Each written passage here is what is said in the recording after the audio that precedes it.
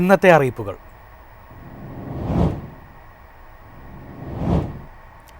Micro irrigation പദ്ധതിയിലൂടെ കൃഷിയിടങ്ങളിൽ സൂക്ഷ്മ ജലസേചന സംവിധാനങ്ങൾ സബ്സിഡിയോടെ സ്ഥാപിക്കുന്നതിനുള്ള അപേക്ഷ ക്ഷണിച്ചു. സ്വന്തമായി കൃഷിയിടമുള്ള കർഷകർക്ക് ഈ പദ്ധതി പ്രകാരം ചെലവ് വരുന്ന തുകയുടെ 55% തുക ധനസഹായമായി ലഭിക്കും. കേന്ദ്ര സംസ്ഥാന സർക്കാരുകളുടെ സംയുക്ത ആഭിമുഖ്യത്തിൽ നൂതന ജലസേചന രീതികൾ പ്രോത്സാഹിപ്പിക്കുക, ഉയർന്ന ഉൽപാദനം ഉറപ്പുവരുത്തുക, ജലത്തിന്റെ ഉപയോഗക്ഷമത വർദ്ധിപ്പിക്കുക എന്നീ ലക്ഷ്യത്തോടെ നടപ്പിലാക്കുന്ന പദ്ധതിയാണിത്.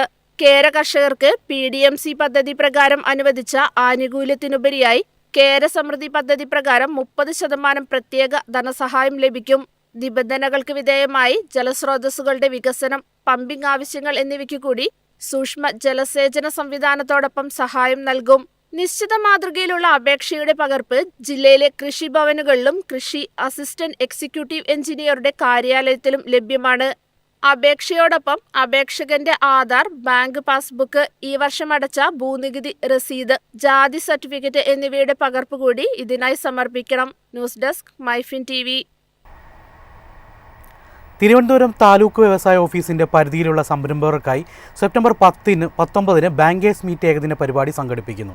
താലൂക്കിലെ പ്രമുഖ ബാങ്കുകൾ, ലീഡ് ബാങ്ക്, മറ്റ് ധനകാര്യ സ്ഥാപനങ്ങൾ എന്നിവിടങ്ങളിലെ ഉദ്യോഗസ്ഥർ നേരിട്ട് പങ്കെടുക്കുന്ന പരിപാടിയിൽ താലൂക്ക് പരിധിയിലുള്ള സംരംഭകർക്കും പങ്കെടുക്കാം.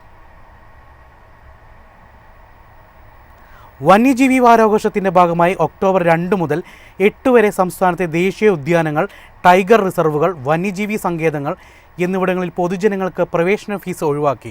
ഇതുകൂടാതെ 2025 വന്യജീവി വാരാഘോഷത്തോടനുബന്ധിച്ച് നടക്കുന്ന മത്സരങ്ങളിൽ വിജയിക്കുന്നവർക്കും അവരുടെ അടുത്ത ബന്ധുക്കൾക്കും ഒക്ടോബർ 8 മുതൽ 1 വർഷത്തേക്ക് സംസ്ഥാനത്തെ എല്ലാ സംരക്ഷിത മേഖലകളിലും സൗജന്യ പ്രവേശനം അനുവദിക്കും. പ്രധാന വാർത്തകൾ വീണ്ടും.